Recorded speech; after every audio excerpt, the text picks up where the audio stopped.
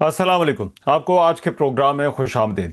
अफगान तालिबान ने एक बार फिर सरहदी खिलाफ वर्जी करते हुए पाकिस्तान की सरहद पर बिला इश्तिहाल फायरिंग की, जिस पर पाक फौज ने फौरी और भरपूर जवाब दिया। पाक फौज के गज़बुल हक ऑपरेशन के तहत दुश्मन को भारी जानी और माली नुकसान का सामना करना पड़ा। जवाब में अफगान चौकियों पर सफ़ेद झंडे लहरा दिए गए। आज ये जो पाकिस्तान और अफगानिस्तान की सरहद पर हो रहा है, इस हवाले से DGISPR लेफ्टिनेंट जनरल अहमद शरीफ चौधरी ने एक बड़ी डिटेल्ड प्रेस ब्रीफिंग दी और इस ब्रीफिंग में बताया कि 21 और 22 फरवरी की जो शब है, वो पाकिस्तान की अफवाज ने अफगानिस्तान में कायम फितनल खवारिज के ठिकानों को निशाना बनाया। अफगान रजीम ने उसे बुनियाद बनाकर खैबर पख्तूनख्वा में पाक अफगान सरहद के 15 सेक्टर्स पर जो है वो फायरिंग की। उन्होंने कहा कि काबुल, पख्तिया, कदहार में पाकिस्तान के अफवाज ने अहदाफ को कामयाबी के साथ जवाब में निशाना बनाया। 53 मकामात पर हमलों का 53 मकामात से ही भरपूर जवाब दिया गया। पाक फ़ज़ाई ने 22 मकामात पर जो है वो फ़ज़ाई हमले किए। 115 इसमें टैंक, बख्तरबंद गाड़ियाँ और APCs जो हैं वो तालिबान रजीम की वो तबाह हुई हैं। 18 अफगान चौकियों पर पाकिस्तान का कब्जा है और 73 पोस्टें जो है वो उनकी तबाह की जा चुकी हैं और इन जगहों पर दहशतगर्द जो है वो लाशें छोड़कर भाग निकले। अब DGISPR ने बताया कि ऑपरेशन गज़बुल हक में अब तक 274 अफगान रजीम के जो एहलकार हैं और जो खवारिज हैं वो मारे जा चुके हैं, जबकि 400 जो है वो जख्मी हुए हैं। अब तक उन्होंने ये भी कहा कि हमारे 12 जवानों ने, वतन के बेटों ने जाम शहादत नोश किया है, जबकि एक जो है वो लापता भी है। लेफ्टिनेंट जनरल अहमद शरीफ चौधरी का ये कहना था कि हमलों से वाज़ेह हो गया है कि अफ़गान रजीम जो है ये प्रॉक्सी के तौर पर जो है वो काम कर रहा है और ये भारत की प्रॉक्सी बने हैं, जबकि इनके नीचे ये जो दहशतगर्द हैं ये प्रॉक्सी बने हुए हैं। उन्होंने कहा कि पाकिस्तान अफ़गान रजीम पर कई बार ये वाज़ेह कर चुका है कि दहशतगर्द या पाकिस्तान, इसमें से किसी एक का उन्हें इंतखाब करना होगा। उन्होंने वादा किया था कि अफ़गान सरजमीन जो है वो दहशतगर्दों के ख़िलाफ़ इस्तेमाल जो है वो नहीं होगी, लेकिन फिर इस पर अमल नहीं किया गया। दूसरी तरफ अब से कुछ देर पहले वज़ीर आज़म शहबाज शरीफ ने काबीना अरकान के साथ जो जनरल हेड क्वार्टर है वहाँ का दौरा किया, जहाँ अस्करी क़यादत ने उन्हें मौजूदा पाकिस्तान और अफ़गानिस्तान की जो सूरत हाल है और ये जो झड़पें हो रही हैं इस पर उन्हें ब्रीफिंग दी। वज़ीर आज़म ने कहा कि फितना अल खवारिज और फितना तालिबान रजीम के जो गठजोड़ और शरपसंद कार्रवाइयों के लिए ज़ीरो टॉलरेंस पॉलिसी जो है वो अपनाई जाए। अफ़गान तालिबान रजीम और फितना अल खवारिज की पाकिस्तान के ख़िलाफ़ जो कार्रवाइयाँ हैं ये नाकाबिले कबूल हैं। वज़ीर दिफ़ा ख्वाजा आसिफ ने भी अफ़गान रजीम को अपने पैगाम में कहा कि पाकिस्तान की फ़ौज जो है वो समुंदर पार से नहीं आती, हम तुम्हारे पड़ोसी हैं और तुम्हारी औकात जानते हैं, हमारे सब्र का पैमाना लबरेज हो चुका है, अब हमारी और तुम्हारी खुली जंग है। उनका ये भी कहना था कि आलमी ममालिक नेटो अफवाज की अफगानिस्तान से इनखला के बाद ये उम्मीद कर रहे थे कि अब अमन होगा, लेकिन तालिबान जो है वो भारत का बगल बच्चा बन गया।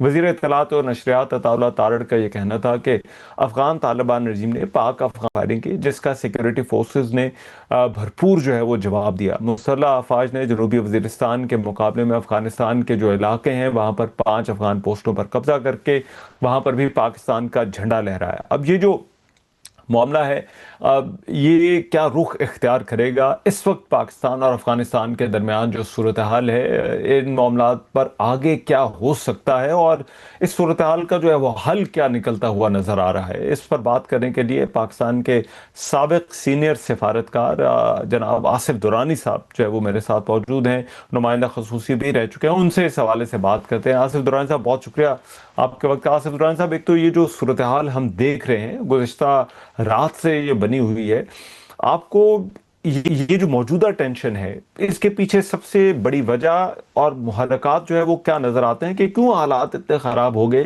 कि इस नहज पर पहुंच गए? देखिए, ये तो आपके इल्म में है। ये पहले से ही जो है ये लावा पक रहा था।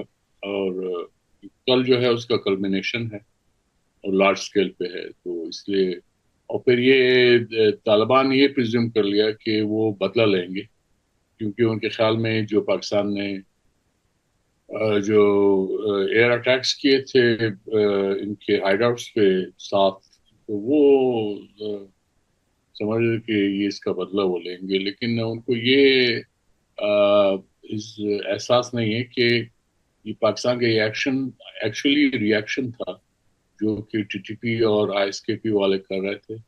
اس میں اس فیبرری کے مہینے میں ہی آپ دیکھ لیں جو تقریباً 4 بڑے واقعات ہوئے، ان میں ایک ٹی ٹی پی کا ہاتھ تھا، اور وہ تھے جو کہ افغانستان میں پناہ لیا۔ پھر یہ نہیں بھولنا چاہیے کہ ٹی ٹی پی کی لیڈرشپ جو ہے وہ افغانستان میں وہ ہاپ ناپ کرتی ہے۔ آئی ایس کے پی وہاں پہ یو این سیکورٹی کاؤنسل کی جو لیٹسٹ رپورٹ جو 37 رپورٹ کہلاتی ہے، وہ اس بڑے واضح طریقے سے بتا رہا ہے کہ افغانستان ایک گڑھ ہے، ایک ہب ہے ان ٹیررسٹ آرگنائزیشنز کا۔ اس میں نمبر 1 جو ہے وہ ٹی ٹی پی ہے، فالوڈ بائی آئی ایس کے پی اینڈ ادر آرگنائزیشنز۔ یہ سب کچھ ہو رہا ہے طالبان کے جھنڈے کے نیچے، وہ ڈینائی کرتے ہیں۔ اور پھر یہ کہ ایک جو المیہ یہ ہے کہ یہ طالبان جو رجیم ہے وہ ڈینائل موڈ میں ہے، وہ ہر چیز کو کہہ دیں کہ نہیں افغانستان سے تو کچھ بھی نہیں ہو رہا۔ مطلب یہ ہے کہ وہ یعنی وہ جوتوں سمیت آنکھ میں گھس رہے ہوتے ہیں، یعنی ان کو یہ اس اب یہ ایک ان کی جو پاکستان کا جو اگر کوئی تھوڑا بہت ٹرسٹ تھا وہ اب یعنی ختم ہو گیا میرے نزدیک۔ تو اس لیے یہ ایک خطرناک صورتحال ہے، اور اس میں ہماری بھی غلطیاں ہیں۔ ہم نے ان کو اننیسسرلی ان کو جو ہے وہ پہنچ دی، ان کو ایکسس دی، اور یہ یہاں پہ اپنی فعالیت یہاں سے کرتے تھے۔ تو اب وہ ہے وہ مانسٹر بن چکا ہے۔ اور یہ ٹی ٹی پی جو ہے وہ آلریڈی تھا، آپ کو یاد ہوگا جب یہ افغان طالبان امریکہ اور نیٹو کے خلاف لڑ رہے تھے، اس وقت بھی ٹی ٹی پی پاکستان پہ حملے کر رہا تھا، اور یہ افغان طالبان جو ہے یہ موجود تھے۔ تو یہ ان کے یہ آپس میں آئیڈیالوجیکل کزنس ہیں، اور ان کی اب جو ہے ٹی ٹی پی یہ سمجھتا ہے کہ it's pay back time for the Afghan Taliban, اور جو بھی وہ اقدامات کر رہے ہیں اس میں مجھے کوئی شک نہیں ہے کہ افغان طالبان کی پوری سپورٹ۔ اچھا دوران صاحب، لیکن یہ جو پاکستان اور افغانستان کے درمیان ہم نے اس سے پہلے بھی ایپیسوڈز دیکھی، اس سے پہلے بھی جو ہے وہ معاملات جو ہے وہ اسی طرح سے جو ہے وہ خراب ہوئے، لیکن ابھی آپ کو موجودہ صورتحال میں جو ہے وہ کیا لگتا ہے؟ یہ اتنے تو اس وقت بھی حالات خراب نہیں تھے جب شمالی اتحاد یہاں پر تھا، امریکہ کا اثر و رسوخ تھا، لیکن یہ بڑا غیر معمولی ہے کہ پاکستان اور افغانستان میں طالبان کے رجیم کے آنے کے بعد جو ہے وہ اس طرح سے جو ہے وہ حالات خراب ہو۔ اس فیکٹر کو آپ کس طرح سے جو ہے وہ دیکھتے ہیں؟ دیکھیے یہ نہ بھولیں کہ 20 سال جو ہے وہ افغان بظاہر تو حکومت، لیکن ان کے پیچھے تو امریکنز کھڑے تھے نا۔ سب کچھ جو ہے وہ امریکہ چلا رہا تھا، کرزئی کو بھی امریکہ ہی لایا تھا، اشرف غنی صاحب کو بھی امریکہ لایا تھا، اور وہ ان کا 90% بجٹ تو امریکنز دیتے تھے افغانوں کو۔ تو ان کی ایک چاندی تھی، ان کی عید تھی اس میں، کیونکہ امریکی جو ہے سب کچھ خرچہ برداشت کر رہے تھے، پھر کیجولٹیز بھی ہوں وہ اٹھا رہے تھے طالبان کے ہاتھوں۔ تو یہ جو افغان سو کال جو جمہوری دور کے لوگ ہیں وہ تو بڑے آرام سے تھے، اور اس میں کرپشن بھی بہت زیادہ پنپی۔ آپ یہ دیکھ لیں کہ 3 لاکھ کے قریب آرمی بنائی انہوں نے، پولیس کو کھڑا کیا، لیکن وہ کیا ہوا؟ ہوں وہ چونکہ کرپشن کی نظر ہو گئے تو لہٰذا جو وار لارڈزم تھا، وہ وار لارڈز کے اپنے لوگ تھے، وہ ایک طرح سے گھوسٹ جو ہے آرمی بن گئی اس کی زیادہ تر، جس کی وجہ سے وہ عین وقت پہ وہ موجود ہی نہیں ہوتے تھے۔ دنیا میں سب سے زیادہ اگر ایبسنس فرام ڈیوٹی کی اگر کوئی ریشیو تھا تو افغانستان کی آرمی کا تھا، تو آپ یہ ہوں دیکھ سکتے ہیں۔ اس کے بعد ان کی ودن آرمی جو ہے وہ لوگ دل کے ساتھ نہیں لڑتے تھے، تو نتیجہ یہ ہوا کہ یہ آرمی بالکل میلٹ ڈاؤن ہو گئی جب طالبان کا اچھا امریکہ کے ساتھ معاہدہ ہو گیا، اور وہ آہستہ آہستہ پروونسز سے انہوں نے شروع کیا، پروونسز فال کرنے لگے، اور کابل میں آپ نے دیکھا ہوگا کہ بغیر گولی چلائے طالبان قابض ہو گئے۔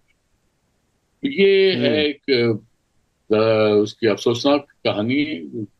افغانستان میں جو ایکسٹرنل فیکٹر ہے وہ اس وقت تک کامیاب رہتا ہے جب تک وہ ان کو جو ہے مالی طور پہ خوش رکھے، ان کی جیبیں ہوں بھری رہیں۔